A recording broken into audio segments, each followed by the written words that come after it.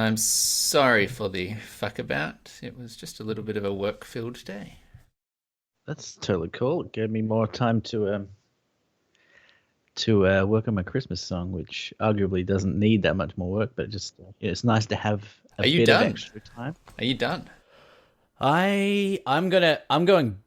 I don't want to give too much away, but I'm going Yeah. big You're on going this. big. So I'm last year I had like we moved house. I don't know if you remember. We moved house, and I had like 3 days before I went to Adelaide, like in between that time, and I had to set up GarageBand and all this shit. This time, I'm starting in October. Yeah. Just gonna let it ferment. Uh-huh. Gonna let it sit. Uh-huh. It's gonna be high quality. Yeah.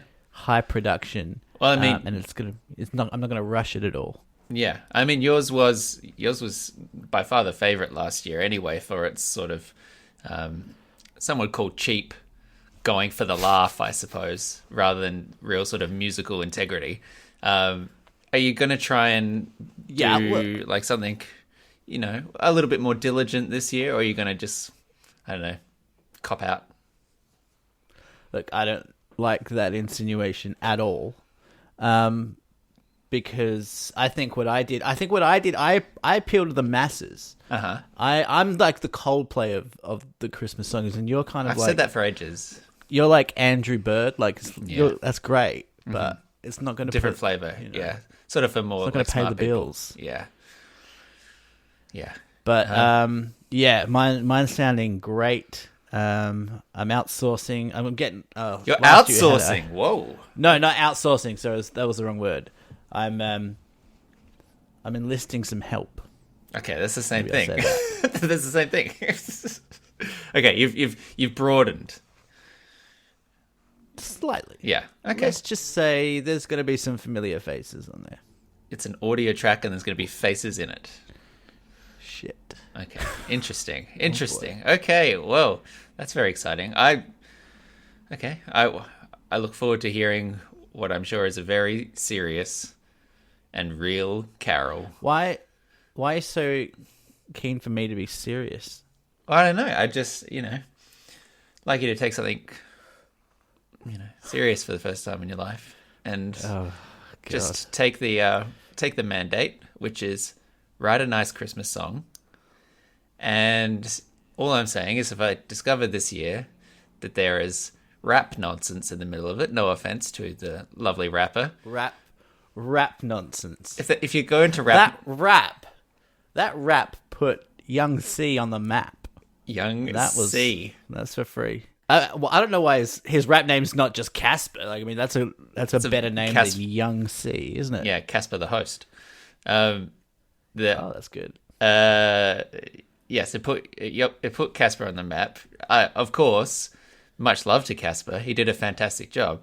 The problem I have is with you, of course, skirting around the rules, trying to make a laugh out of something which could have been just a really nice Christian message.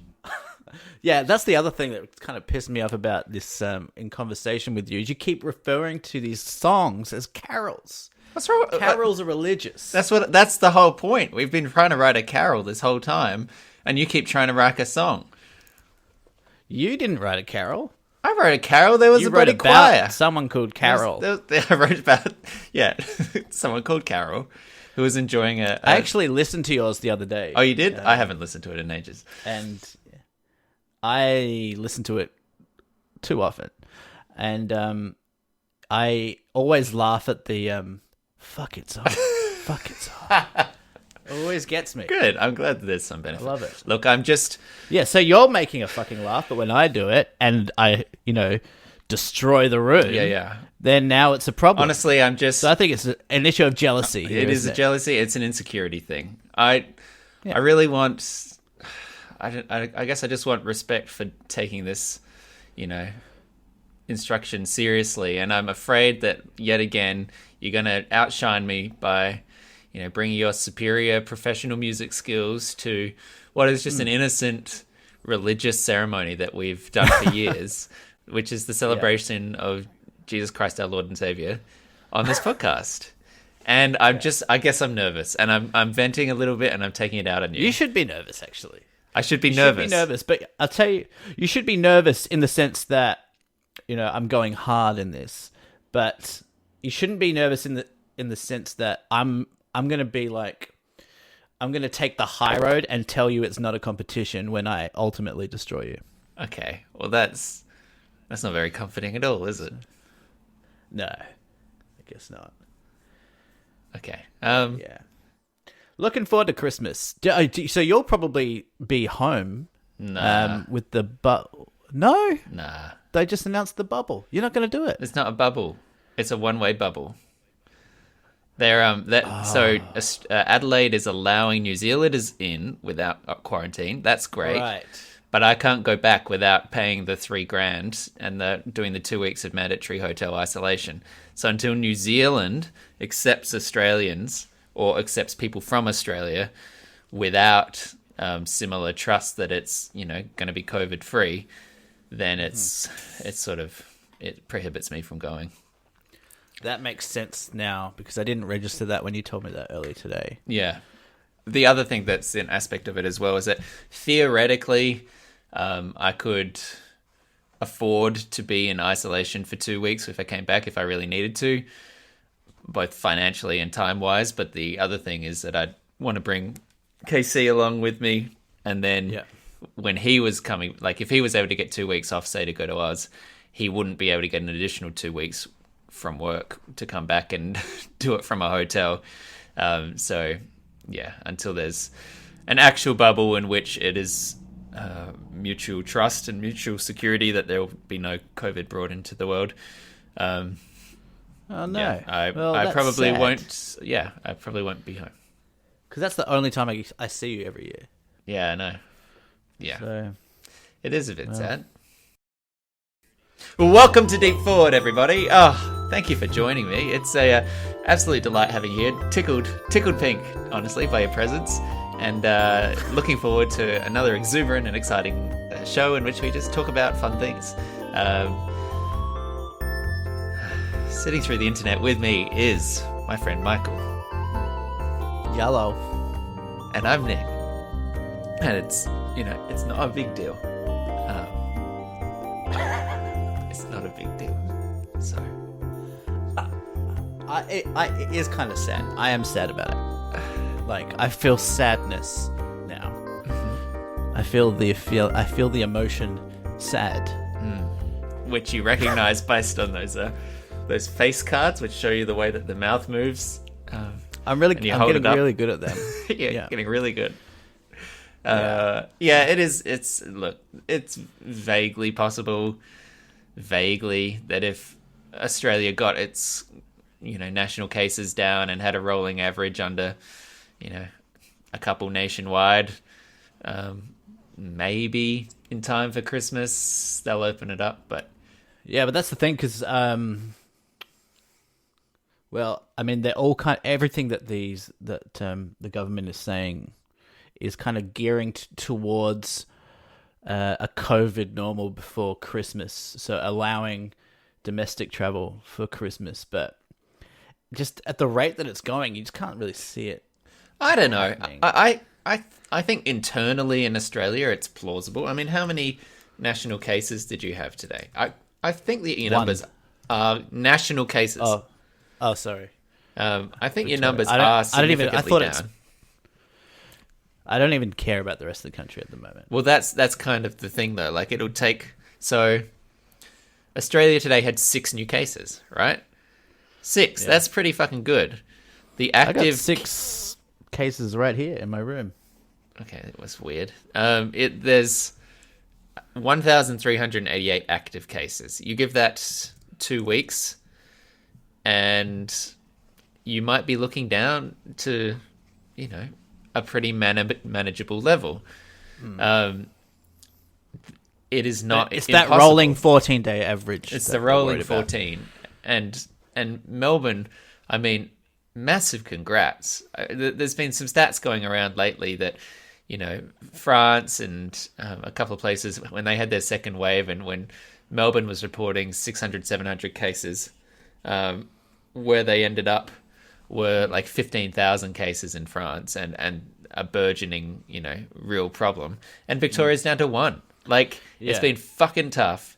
and I'm very empathetic with what you've all endured, which is, a really endless lockdown and isolation. And yet it has worked. It has really worked. And there are, global health scientists saying that Victoria has done a second wave better than just about anywhere. And I know that it's like it's had its costs, but if it means that Christmas you're going to be able to get around and go and see family and be confident across that massive continent that you're basically safe, that is an incredible accomplishment. Yeah, it's true. But what's Christmas without you? Does it even happen? Do you know if that happens? It's like a tree falling in the woods. The ghosts of Christmas past and present and future's coming to show me what the world would be like if I wasn't there. Yeah. Yeah. I don't know. I'm gonna have to. I'm seriously gonna have to make new Christmas traditions over here, and that's exciting. What do you expect that you'll be doing? So I've already been invited to several. First of all, places, I don't like this one bit. I don't want you to have new traditions. Okay. I don't want you to do anything. Actually, for the listeners, to be clear, what happened was for the past probably 6 years, I'd say, Michael has been back in Adelaide for Christmas. All his cousins and family gets together. Excuse me, I don't know what just happened there. Gross. I don't know if that was going in or going out. All his family and cousins catch up at Dan's house, and I would come around at the end of my Christmas day and hang out with them into the early hours of the evening, which is lovely tradition. Yeah. So I think that this year it's likely I'll go hang out with my friends Sean and Chloe and Fee and Ben. They said they're doing sort of an afternoony thing. I suspect that at sort of my lunchtime, it'll be Australian morning, and I'll do a kind of remote Christmas with the family. And hopefully, I mean, either the parents will go to George in Melbourne or she'll go to Adelaide, depending on what's possible. Right. And then we can, exchange those pleasantries at a distance. But yeah, it'll be weird. It'll be sad. But yeah, because when you live abroad or you live away from home, and obviously none of us have been able to travel at all this year. Well, you have kind of, but we haven't. Usually I would go back to Adelaide, 2-3 times a year before Christmas. Yeah. Haven't had that. Plus, Laura's moved over here now, so Mum and Dad have got all their children away. So if we can't move between South Australia and Victoria, they've said that they're going to take off. They just bought a place in Queensland. They're just like, we're going to go to Queensland and live at Noosa for a while. Wow. Yeah. If we can't come back if to you Adelaide. Can't get and visit, yeah. Yeah, it will be, like, there are things about that which will be nice. Like, I like seeing you and my friends on Christmas Day, and now I can see, New Zealand friends over that holiday period, which I've never had a chance to do. My boyfriend will still be here. We can still, make Christmas treats and, give gifts. It'll just be done at a distance. It's Christmas treats. I'm thinking specifically about making a trifle. I always make a Christmas trifle. So do me a favor and don't say we're making Christmas treats this year. Gross. Why do you make it sound so sexual? Because you did it. You fucking did it when you said treats. Don't say treats. I just love being covered in cream. You're going to just put in an applause in there? Either that or a trombone. Yeah. Wow, wow. Love a wow. Yeah. Should I tell you, I cracked a rib. You cracked a rib? Yeah, you did tell me that. I was going to say you actually look well, but I suppose that's on the inside. Yes. Well, it is on... That's the interesting thing. Your ribs are on the inside? No.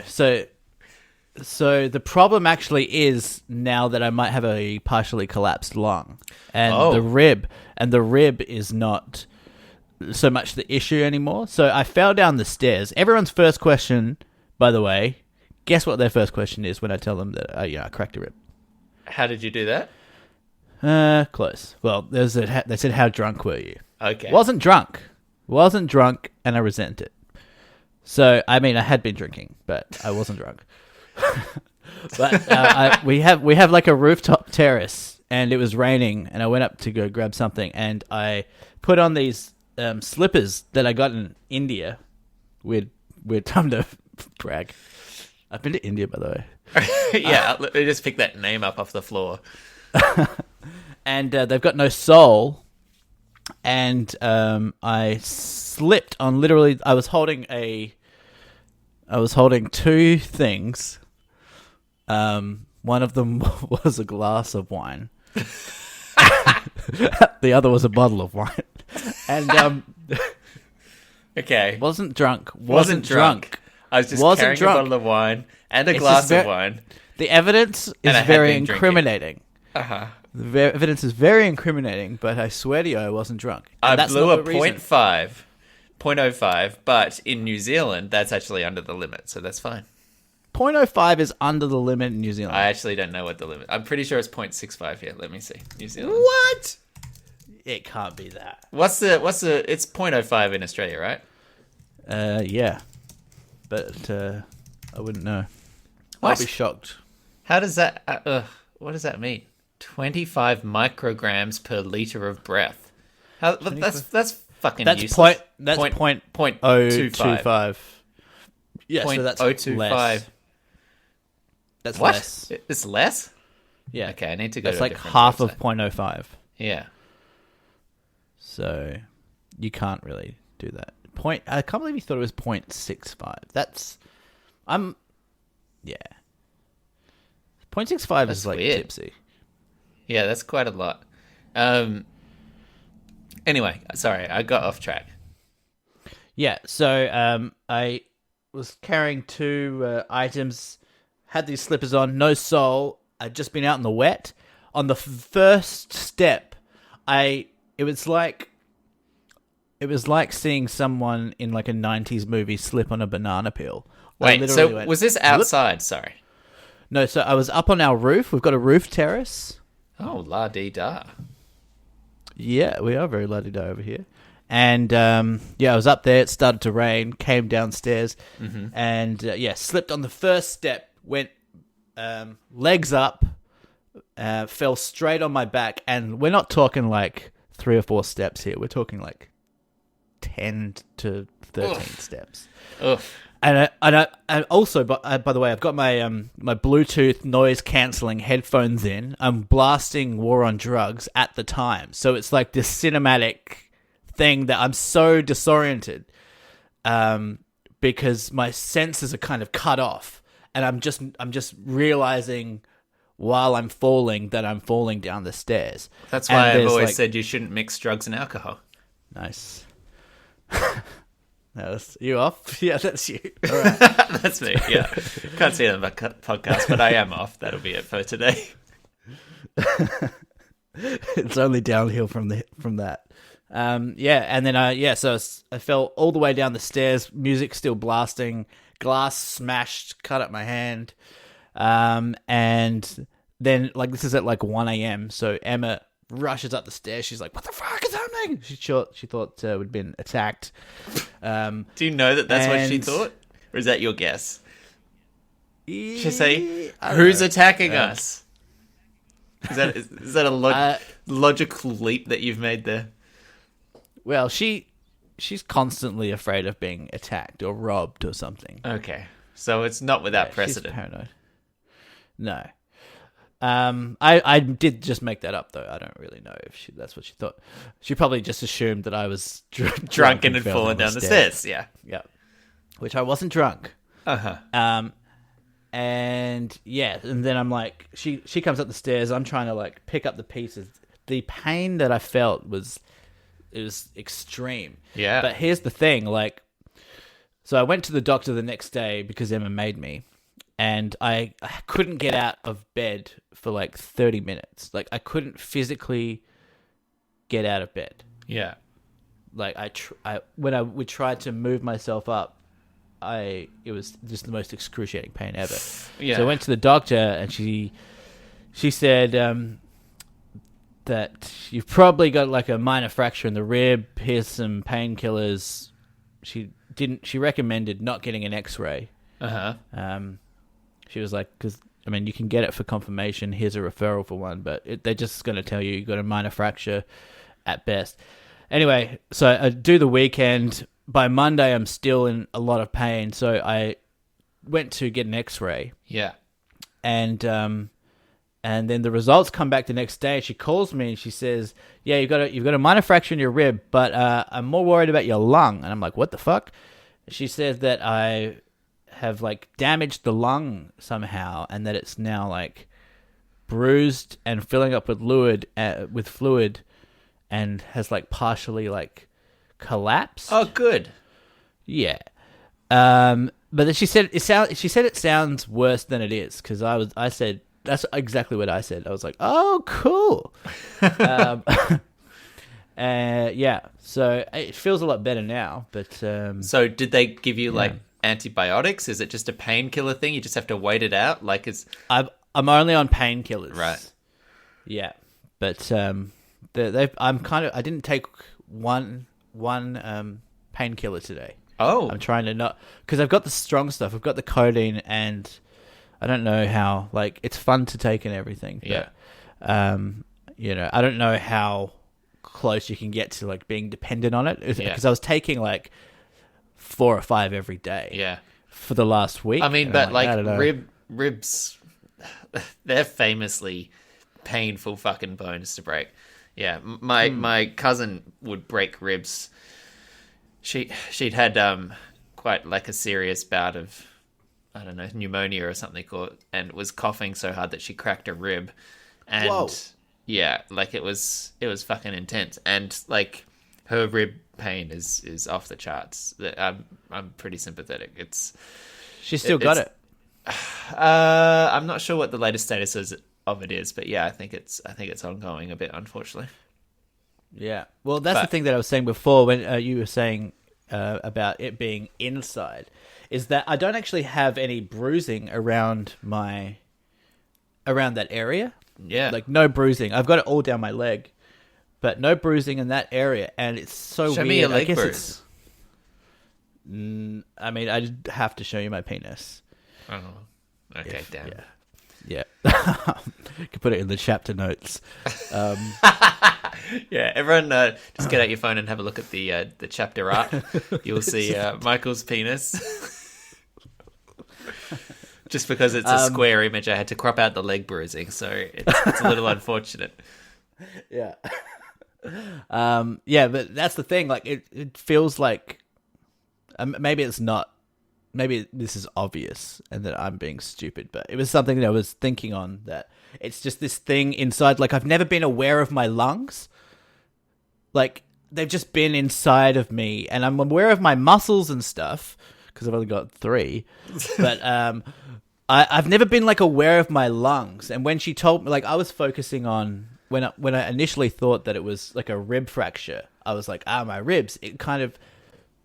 Then she told me it was my lung, and then I could be like, yeah, it is my lung. It is my lung. I feel that it's my lung. And then so it's weird that I've just never thought of my lungs before. Like, I have lungs, and I've never seen them, and they're in there, and they've been there my whole life. Yeah, and they're like, hey, we're people too. Yeah, look and out you're for us. Starting to regret the 10 years of smoking. Oh, why did I mistreat you? Well, yeah, I mean that's one consideration I've had. Since? Did it affect your appetite? Like, I'm thinking in that area, right? So you got rib pain, you've got lung breathing. Were you just like, I don't want to like eat too much? Do you know what I mean? Because in like the stomach area and everything. No, I didn't think that at all. I'm so out of touch with my body, with the aches and pains of my body. You know, You're in your head. You ignore that sort of stuff. Yeah. Also, emotionally, I'm out of touch with myself. I'm not being funny here. I'm like, Yeah. I think I'm starting to realize as I get older how out of touch I am with certain aspects of my existence, Right. my personal existence. Yeah. Yeah. And in I'll have what to in deepen what that. way? Like you've suddenly realized, oh, every time I walk, my leg clicks, or you suddenly Well, realize, it's been more. I if I think about it now, I was in a bad mood today, but I didn't know it until like I thought about it or someone pointed it out. Very much that that I been in bad moods I think I've said it on this podcast many times that I can only recognize how happy I was retroactively. Like Right. I would reflect back on good times and I would think they had good times, but in the moment I don't think I was. I think I was present to a degree, but I wasn't actively acknowledging to myself that I was happy in those moments. And maybe you can't do that, and maybe that's like a more of a mature thing. Maybe no one does that. But I also with like food, I only just starting to realize that certain foods make me feel shitty. Right. Not literally, but literally, I Well, guess. sometimes, yeah. Yeah. Or What foods make you feel like, shitty? like pasta? Like carbohydrate, Yeah, kind of. or Yeah. Well, I only just realized that pasta was bad for you. I literally thought pasta was good for you up until the age of 28.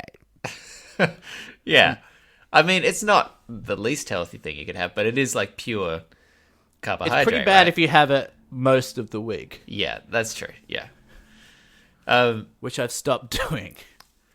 Maybe that's actually what the discomfort is now. It's realizing, oh, your body was expecting 5 pasta meals a week, and it's in withdrawal. Well, pasta is the best food. It's on the food pyramid, right? It's like pasta and bread and like grains and stuff. You're like, yeah, that's my quadrant. That's where I want to Yeah. be. Yeah, dude, that's where the party's at. That's where the party is. Yeah. Don't come at me with your bloody vegetable triangle. But that's the thing. Like I've been trying to eat a ton of spinach now. Like I've been having a smoothie for breakfast. Oh, yeah? And just chucking in like everything that I like, all the nutrients that I need to start the day. Like I've got cereal in there, not like Fruit Loops. I've got, like Cocoa Puffs. I got, Sultana bran, some avocado, You're berries, putting sultana mango. bran in with sultanas? I'm putting Or just the literally bran? sultana in. Right. all Wow. of it. Okay. Just So pouring in the packet. walk me through this. Okay. Sultana bran. Yep. What was the next thing? Like frozen mixed berries, Okay. Yeah. Good. frozen mango, Okay. Yeah. maybe half a banana, A lot of fruit in a- this. a couple of tablespoons of yogurt, Yep. um, Greek yogurt, vanilla yogurt. Greek yogurt, no sugar, Uh huh. a bunch of spinach, some protein powder, Uh huh. and maybe some nuts. Okay. Wow. And is it It's a? an awful color. It's an ugly. I was gonna gonna say, is it like a liquid at the end, or is it sort of like a solid chunk? It's a thick liquid, but one of my friends is a personal trainer. He said the thicker it is, the better. Okay. Is it? Okay. There's some science behind that. I don't know, between like the way that your body digests it. I don't know. Yeah, it's full of gelatin. I put like I put lime frozen jelly crystals in it, and Yeah. it's real thick, so it's got to be good for you. Well, I put not everything I put that's custard thick powder is good in. for you. It is 3 bananas and 4.5 tablespoons of custard powder, and it's just delicious. hey, if that's the rule, That's the rule. Are if you it's putting thick, in milk? It's quick. Yeah, some milk as well. Cow's milk. I've started drinking cow's milk again. Oh, interesting. Yeah. I was on the soy milk for a while. Yeah. But I'm back on cow. Riveting stuff. Are you? Here's the one which weirds me out of all of that. It's the sultanas. It's the sultanas in that mix. Just makes me feel so uncomfortable. Mango, berries, banana, milk, yogurt. Your various powders and Why? What's it about sultanas? It just that's the flavor where I'm like, and I don't know what that is. I even I used to like. They get chopped up. They get minced up. Yeah, I know how blenders work. It's just it's a flavor thing. That's a very sultanas don't normally go with things. Sultanas are kind of their own. They're the star of the show. They're a bit of a limelight hog. Okay, well, maybe, but I'm not really drinking this, to enjoy it. I'm drinking. So it doesn't taste good at all. Tastes alright, but I dare you to try a version which doesn't have Sultana brand in it, and I think it'll be much nicer. Well, maybe you're right. Maybe I'll get the. Do they have just bran? Yeah, just get bran powder, or just get like a. When I was a kid, I always wondered who purchased the bland cereal boxes that were just bran. And now that I'm 30, cereal, just get it from like the health food aisle. Just get actual like the fiber. I want the fiber. Fiber, yeah. Just get there's like a Woolworths brand that's just like gentle fiber, and it's basically exactly what you're looking for, but without going through cereal. All right, well, maybe I'll do that. I didn't know there was bran powder. Yeah. It's just bran flakes. Or you could get, what's the other one? I can't think of the name of it, but I'll put it in the show notes. Okay. We're on fire today. Look out for that, guys. It's like just do it. You should do it now. It's three letters. Have to do it. It's 3 letters, and it's like it stands for like almond, and like it's like ground up nuts and fiber, and I can't think of what it is. Oh, LSA. Get some LSA in there. All right. Do you have any? What's been happening with you? Do you have any stories? Yeah, I mean, we had an election this past weekend, so it was quite a democratic. Electoral kind of energy going around the country, and quite an exciting result in which Jacinda Ardern was re-elected, and not just narrowly but by an absolute landslide, which was all very reassuring. Expected. It was expected, but you never know exactly how it's going to go until the day, and it was reassuring to know that my perception of how New Zealand had done with the COVID stuff, and how their government had handled things was reflected in the people at large as well. And I mean, it wasn't even just the COVID stuff, though that was obviously the narrative of the past year, but even, a year ago, 18 months ago, going back to the terrorist shooting, with the mosque, she really endeared herself to a lot of people 18 months ago in her handling of that crisis. Was that 18 months ago? That was that was March of 2019. Wow. So, yeah, I was quite relieved in many ways to be like, okay, good. Like, we know that this woman was internationally admired, and like the adoration of the way New Zealand had handled things was pretty evident. But it can be one of those things where, like, internally to a country, that person who's internationally popular is not that popular. And I just didn't want it to be the case that she, like, got the bounce after so handily navigating through so many of these difficult situations. Well, particularly in the age of Trump, Collins. it's like everything's up in the air, Yeah. You don't know how...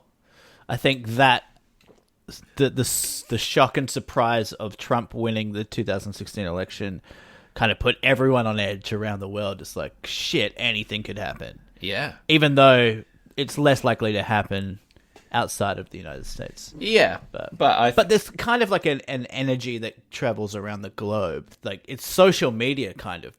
Because the world is now more connected.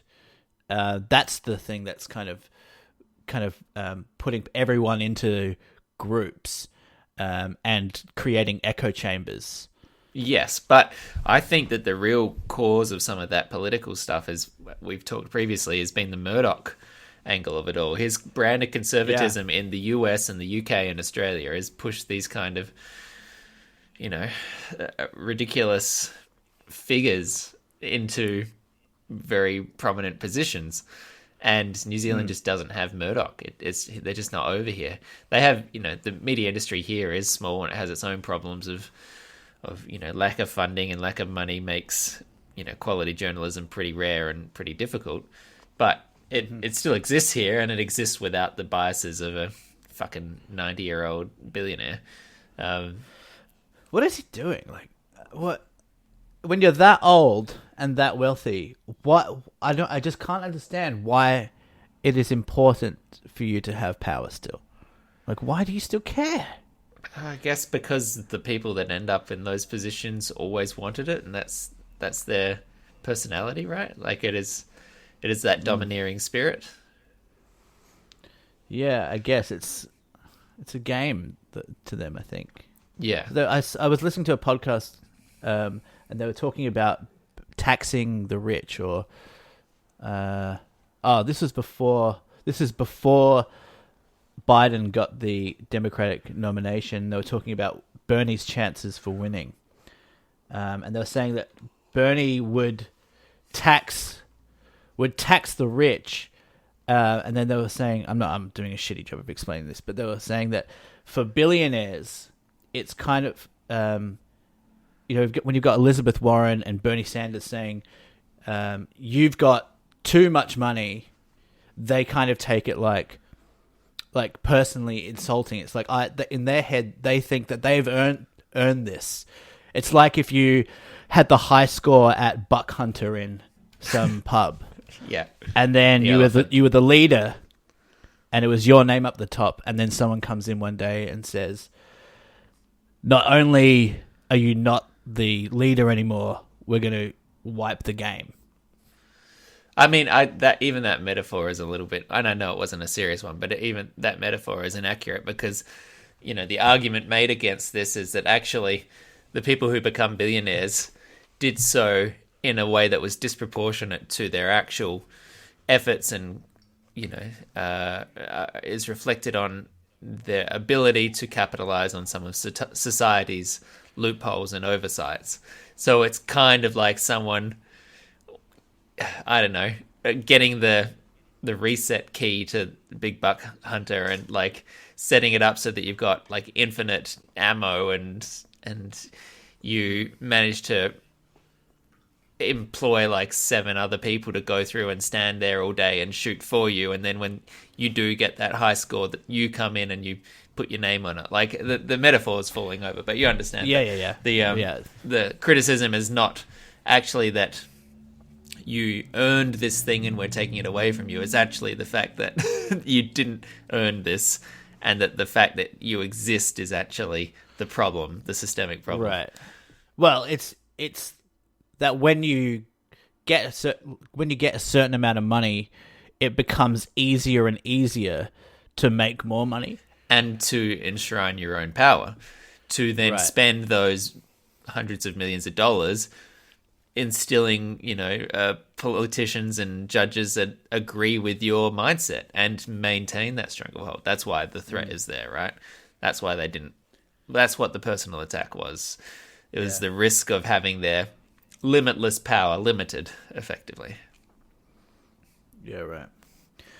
But you had an election party. I was so jealous of your election party because I've always wanted to have one, and I've never been to one that's not been terribly depressing. Oh yeah, it was nice. I didn't host it. I just went round to Ben and Fee's, and KC came along, and we drank and ate dip and watched as the results came in. I mean, going in, all the expectation was Jacinda would hold on to it. Within an hour, it was pretty clear that Jacinda would hold on to it. Part of the sort of fascination was, or the enjoyment, I suppose, was watching the news, commentary panel who had guests on from various like political analyst groups, but also politicians. The reporters or the hosts would turn to a former member of the Conservative Party and ask her, "This is looking really bad, isn't it? Why do you think your party has failed so much? Do you think, and like trying to be fair and balanced, but also antagonistic, but also like fairly represent the fact that all of the numbers were looking very bad for this Conservative Party."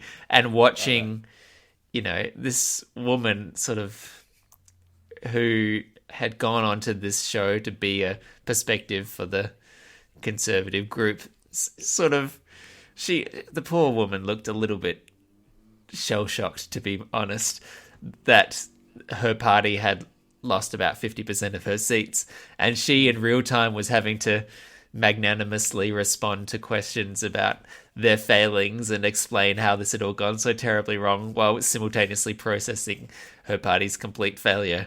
It was a little bit sadistic, but also, good TV. Yeah. Yeah, that sounds fun. Yeah. I didn't even realize there were Conservatives in New Zealand. Well, on a global scale, they're pretty centrist, I suppose. But yeah, I think the ultimate thing, which they had a couple of fuck ups, and this is a bit of minutia that's not really interesting to too many people, but they changed leaders 3 times in the space of 6 months. So someone was basically there was a spill, someone took over party leadership, and then that second person realized they didn't want it. And not only did they not want it, they were having panic attacks. They were being like getting super stressed. They were like, it was the poison chalice thing of like, this is what I always wanted and now I have it and I hate it and I'm not good at it.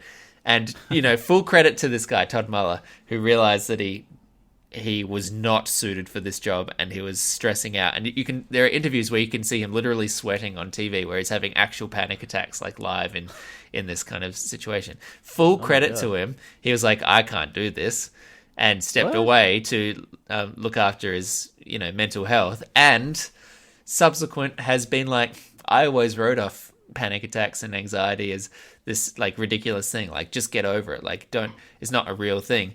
And now that I've experienced it, I know 100% that it was real, and it's completely changed my perspective on mental health. And I was like, well, fucking A, man, good on you. Quite an endearing quality. It's nice to see people admit that they were wrong or change their position. Like, yeah. I feel like a lot of the time these days people are too scared to change their position. Or even with like, I don't know, Jordan Peterson or someone, if he has like a view and then he changes his view, he can get criticized for that.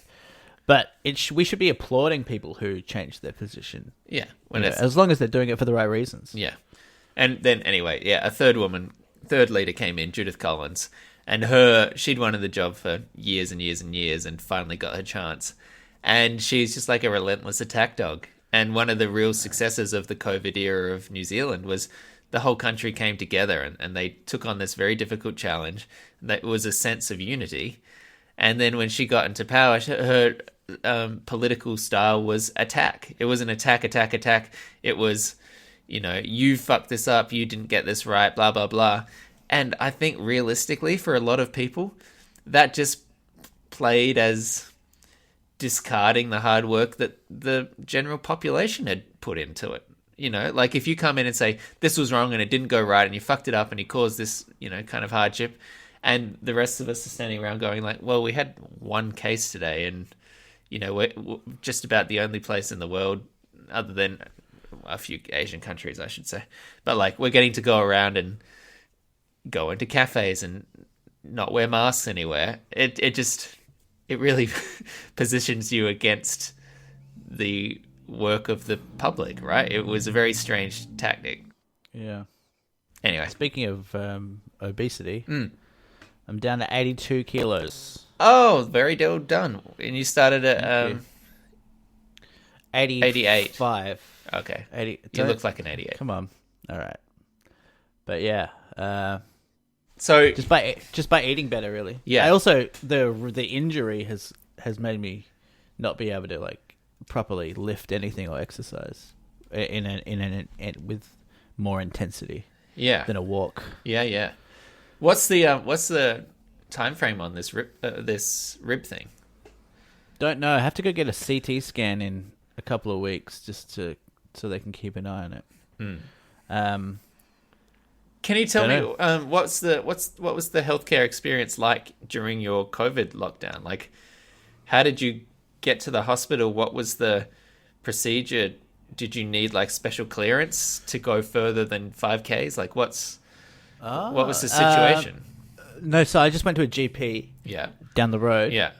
So it was weird because I haven't been to the doctor in like 7 years, and then Emma said that you could just go to the doctor. So I did a just by chance. 2 days before, I had done a teleconference. Not teleconference. Why do I keep saying teleconference? That's not even a thing. It's just a fun word. It is a thing. Health? Why can't I think of this? Telehealth thing. My doctor was on Zoom. Yeah. That's what it was. Anyway, 2 days before I fell down the stairs about something else. Erectile dysfunction. Okay. I told you not on the podcast, Nate. Okay, I'm sorry. I told you not. I'll bleep that. And yeah, so then I called her up again.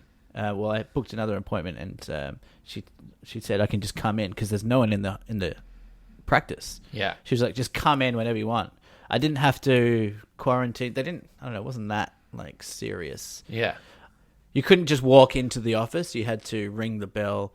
A lady would come out, tell you to, sanitize your hands, write down your thing. Then you can come in the room. Then the doctor calls you out. And I had to pee in a cup.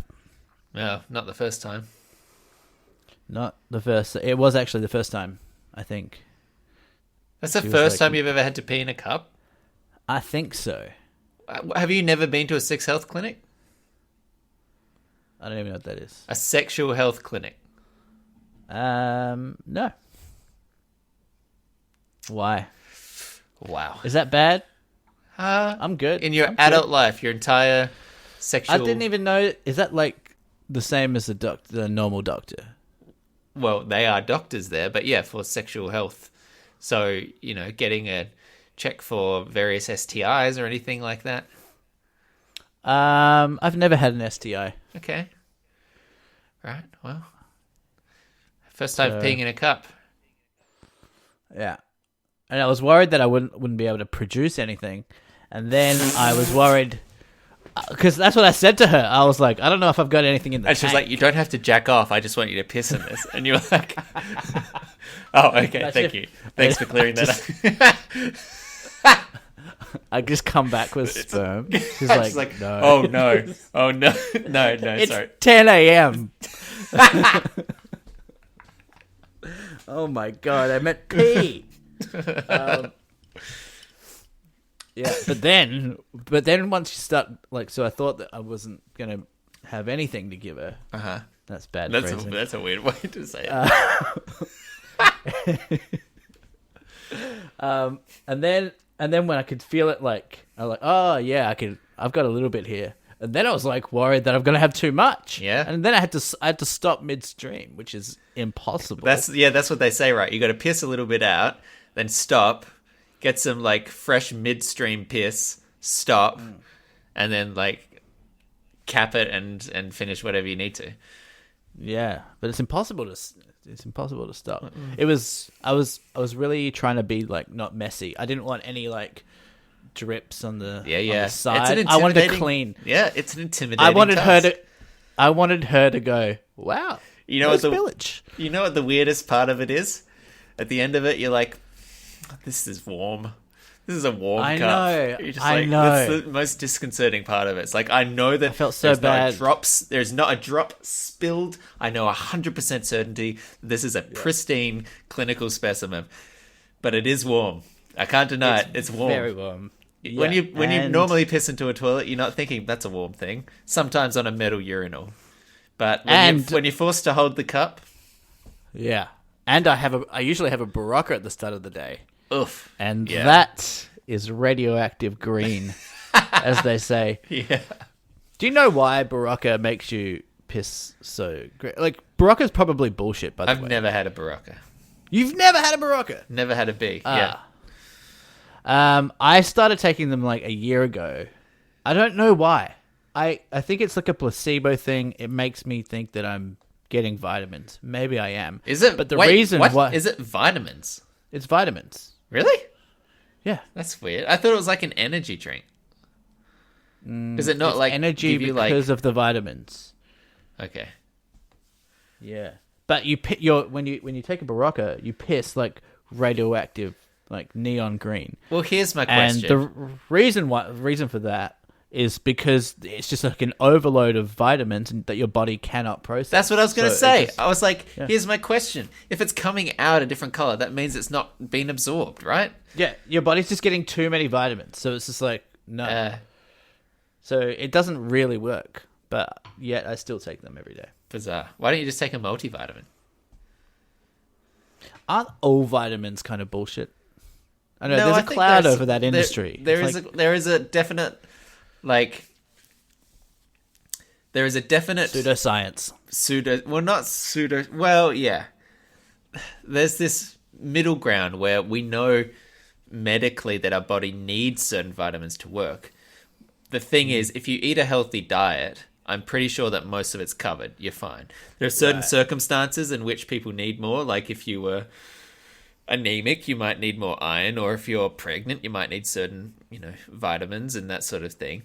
But for the most part, I think it's generally okay. At the same time, you might see minor benefits in certain things, so it's been a little bit hard to prove, I think, that, the ultimate upshot is that taking a multivitamin isn't going to do you any harm, and who knows, maybe it'll do you some good, right? But there is definitely like a manipulated media market for these kind of health supplements that, like, do we need bread that has folate in it? Do we need, I don't know if do you see them over there? Like there's bread loaves with like added protein, and you're like, omega-3. Well, see, and again, that's one of those ones where like omega-3s are good for the brain, but are they going to be worth it in a trace amount in a bread, or should you have like a fish oil tablet? It's all very hard, I agree, to sort of sort out what is real and what isn't. Yeah, and I feel like that kind of shit is just run on people, like anecdotal evidence from people going, oh man, I've taken this multivitamin, I feel amazing. But then I actually was taking a multivitamin thing with testosterone in it for a couple of months. And have you smelt those things? Why testosterone? Don't know. It was honestly because it was on special, and I was like, I wonder what that would do. Yeah, nothing. No. If anything, like you didn't notice. That wasn't a statement. That was a question. You didn't notice anything. No, I couldn't really notice anything. No. Yeah, those might be for like elderly men when their testosterone levels drop down a bit. That might sort of level out a little bit. Yeah, maybe. I just wanted to see what would happen if I would, just start getting boners all the time, which I didn't. Shame. Which is why you called up the doctor the other day. It was interesting. I still have actually a little bit of a cough. I had a cold about 4 weeks ago, and I just still have a dry cough every now and then. And I was like, I'll call up the doctor and I'll see what they said. And this is the one where I had my COVID swab and it was all negative and everything. And the doctor said, post-viral, coughs, they can take up to 6 weeks to go away. I was like, 6 weeks. I could give you some, like a script for some cough medicine, but it's $30 and it's totally useless. I was like, excuse me? I said, yeah, it's totally useless. Doesn't do anything. But, if you wanted it to feel better, then I can give you the script. I was like, well, I mean, thank you for your honesty.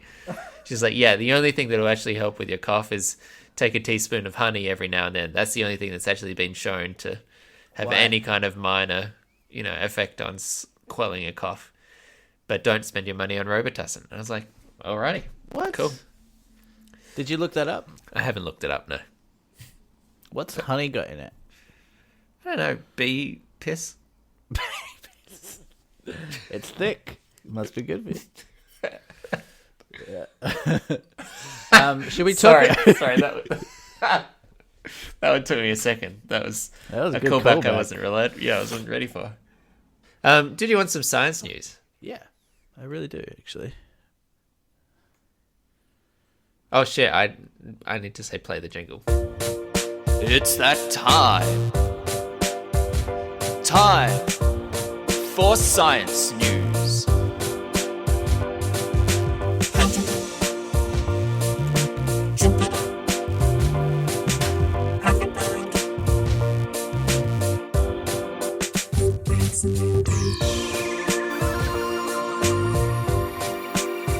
Okay. This one I just spotted on my list because it seems relevant to what we're talking about, okay? This is a loosey goosey episode, but here's your thematic resonance. This is an article in the MIT Technology Review. The title is, If You're So Smart, Why Aren't You Rich? Turns out it's just chance. The most successful people are not the most talented, just the luckiest. A new computer model of wealth creation confirms. Taking that into account can maximize return on many kinds of investment. So, this is an article basically explaining that billionaires are not so much smarter and better than everyone else. They just fell into it. The distribution of wealth follows a well-known pattern, sometimes called the 80-20 rule. 80% of the wealth is owned by 20% of the people. Indeed, a report last year concluded that just 8 men had a total wealth equivalent to that of the world's poorest 3.8 billion people. This seems to occur in all societies at all scales. It's a well-studied phenomenon. But the question of the distribution of wealth is among the most controversial because it raises issues about fairness and merit. Why should so few people have so much wealth? The conventional answer is that we live in a meritocracy in which people are rewarded for their talent, intelligence, effort, and so on. Over time, many people think this translates into a wealth distribution that we observe. But there's a problem with this idea. The wealth distribution follows a power law and a normal distribution that's symmetric about an average value. For example, intelligence, as measured by IQ tests, follows the pattern. Average IQ is 100, but no one has an IQ of 1,000 or 10,000. The same is true of effort, as measured by hours worked. Some people work more hours than average, and some work less, but nobody works 1 billion times more hours than anyone else. And yet, when it comes to the rewards for this work, some people do have billions of times more wealth than other people. And what's more, numerous studies have shown that the wealthiest people are generally not the most talented by other measures. So what determines how people become wealthy? Basically, some scientists in the University of Catania in Italy created a computer model of human talent and the way people use it to exploit opportunities in life, and then studied the role of chance in this process. The results were somewhat eye-opening. They accurately reproduced the wealth distribution of the real world, but the wealthiest individuals were not the most talented, though they must have a certain baseline level of talent. They are the luckiest. Even if those billionaires like Rupert Murdoch or Jeff Bezos or whatever would like to claim that their talent got them there, it is probably not that. I was just thinking, while you're saying that resonates with me a little bit, just as a seasoned Monopoly player. That whenever I've always thought that when the games that I've won have always been the times I've just fallen luckily on the right properties. Well, exactly. I mean, that game almost explicitly makes it manifest, right? It's a dice roll. It's literally a dice roll where you land. Do you land on an opportunity, an unowned plot of land, or do you land on a property that's been owned by someone else and have to pay for the privilege, right? It's a very, I suppose, representative in that respect. There's a few stages of luck. Like, you got to be lucky about where you're born, in what country, like, so where you're born, when you're born, and yeah, I guess life is kind of just luck, isn't it? I struggle with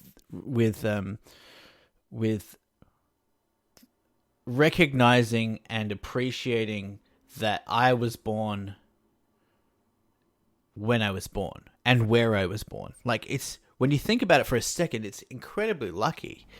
It's incredibly lucky that we can have this conversation, that you and I both got really lucky in where we couldn't have just, it's not just geographically where we were born. There's forever on this side, on the past, and there's forever in the future that we could have also been born. And yet we're talking about this right now. Like, what are the chances that you and I are having this conversation right now, out of any point in history? But the thing which I think makes that so difficult to comprehend is actually that it's impossible to imagine yourself without having grown up from day dot in the circumstances that you did, right? Because if you were you 200 years ago, or you were you in a dirt poor, blue collar family, then it wouldn't be you having these thoughts. You would have experienced a life completely different, right? And that's what makes it so hard to appreciate the luckiness of it, is because implicit in that is the consequences of your luck. The brain that is trying to wrap your head around your circumstances is one formed by the circumstances itself. Totally. Yeah. Well put. Because it's like, it's our brains just cannot, it's one thing that our brains cannot fathom is not being that brain.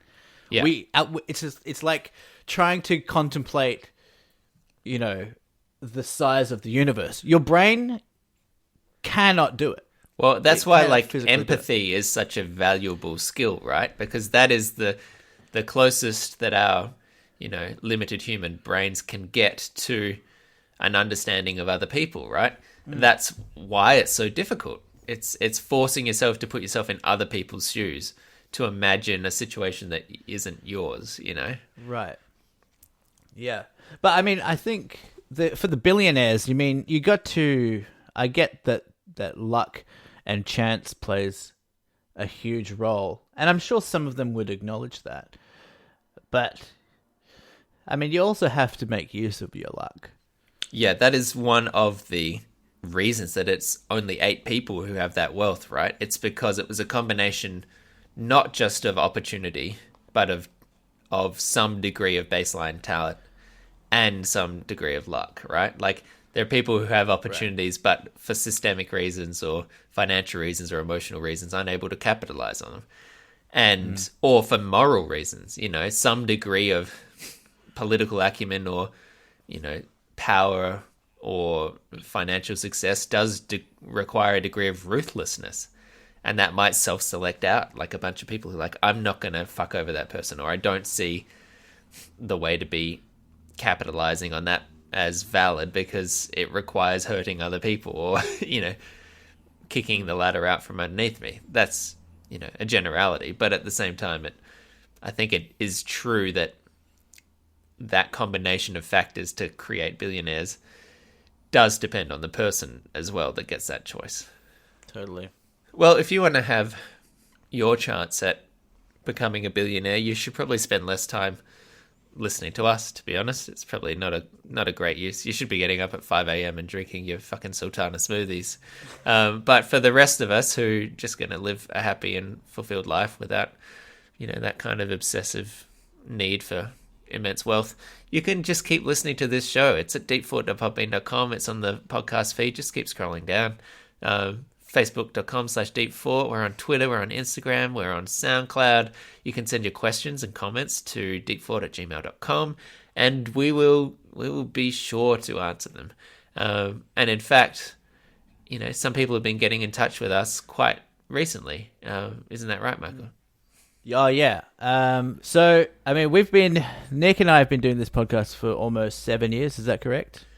Yeah. 6.5 years. Fucking hell. Long time. Well, we've often joked that we're the longest running podcast with the fewest amount of, with the lowest listenership out there, because longevity is kind of correlated to the amount of people. Like it's kind of impressive how far we've gone with how few of you are actually listening. Which is why you're so magical and exciting and appreciated for being here. Yeah, and so over the years we've been making up sponsors. John West has famously sponsored this podcast Hundreds of times.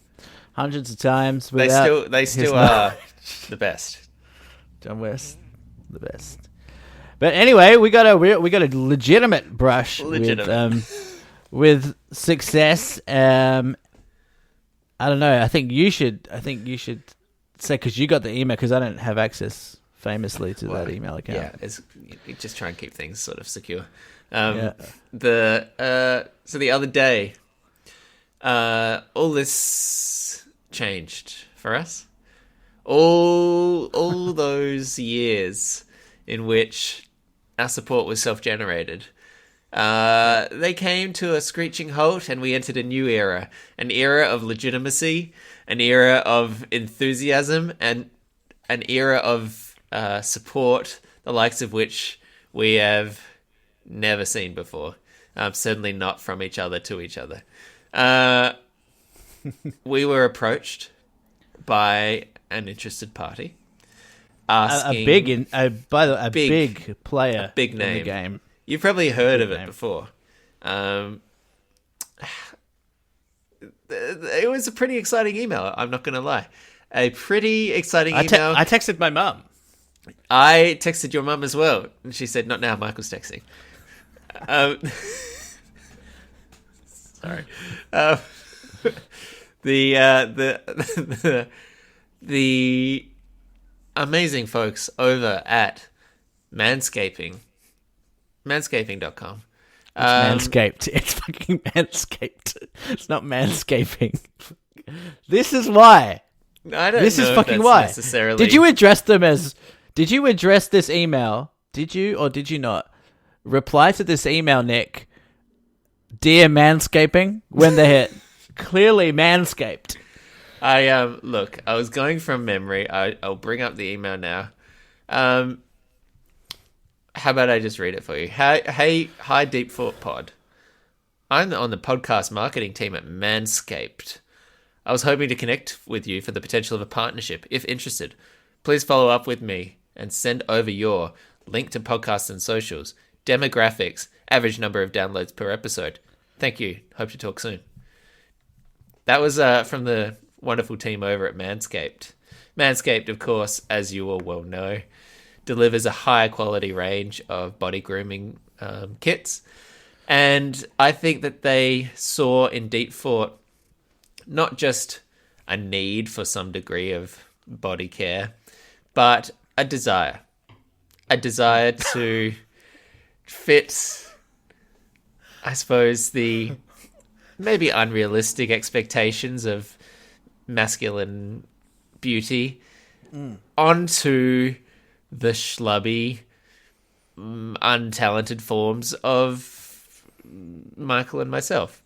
And look, you might have already spotted what some would charitably call the problem, which was they did want to know a lot of details about our podcast. And, you know, we're very proud of Deep Thought and all that it's accomplished. Very proud. Lots of social love. I don't think that was a problem. Some big posts there in the past couple of weeks. A lot of good chat, a lot of good folks out there. It's amazing how far you can reach. A lot of if you spend engagement. Money. A lot of engage. Wasn't concerned about that. Demographics. Well, gosh, that's your sweet spot for manscaped.com. Manscaped, Please. What are they looking for? They're looking for men. And let me tell you, It's mostly men. Couple of men right here. Couple of men, couple of perfect specimens needing a little bit of body grooming. The problem was that last one. The average number of downloads per episode. Because I suppose implicit in the idea of a marketing opportunity is the idea that there is some return on investment. Yeah. I think I don't. Okay, first of all, I don't think you should say what it is, what the number that they wanted us to hit was, because first of all, it's embarrassing, and second of all, I think we can do this. You think we could do it? I think we can fucking do this. And here's how we're going to do it. Okay. I think we can do it. We can go through the back. Okay. And we can do it the back way. Uh-huh. We can, I think, regardless of us actually being in agreement with Manscaped, Uh-huh. I think we should every week read out an ad for Manscaped and get, maybe we get a couple of our followers or listeners to tweet hashtag #DeepThoughtManscaped or maybe hashtag Manscaped Deep Thought. That'll be good. And at them, at all the relevant parties. And maybe we can fucking do this. And we can get our first ad on Deep Thought that isn't made up. But in the meantime, we will be making it up. Here's my question with this. Do we not need to play a little bit hard to get here? Is not our tactic. Should we not be so willful in just giving away what is a very valuable audience for free to a company that, to be honest, has not shown us the respect to give us free shit just because we don't hit X number of downloads? Should we play a little bit more like, shouldn't we be, here's my thought, shouldn't we promote their direct competitors and sort of make a bit of a point of like, you don't want to come to play? Well, maybe. That's something. Maybe you should go and buy a wall razor. Wall shavers. WAHL. Terrific German engineering. Very close to the skin. Allows me to basically trim all that you see here with complete precision, complete, ease of use, easily washed, easily maintained, and the confidence of German engineering. That's wall razors. Mm-hmm. Nick, did you know that 85% of women think bad grooming is a major turnoff? I didn't know that, Michael. Not only that, 80% of women think that men should trim below the belt. And let me hit you with this last frightening statistic. 89% of men think good grooming is essential to their professional success. That's absolutely fascinating. Yeah. So, Wall, are you waiting for? What are you waiting for? And and I think that actually, let's be fucking bitter exes. Is frankly my approach to this. Right. I want to see from all of you at home a commensurate spike in wall sales. And I want to fucking crush these Manscaped pricks. I want to make them rue the day they ruled us out just for not having a fairly small amount of downloads, if I'm completely honest with you. A quite reasonable amount to expect if you were a marketing executive. But they're dead to me. I'm happy grooming my dick with a wall razor, and you can put it on the box. Love a wall. Also, if you're going to do that, if you're going to buy a wall razor, send them a follow-up email saying why and say that. Because we don't, it's not going to mean anything if you don't say that Deep Thought sent you. Ideally, we want Wall to be going, who are these? The German, did you say? The Germans, yeah, do the German accent. Who is this Deep Thought podcast? And why are we getting so many customers from this Deep Thought podcast?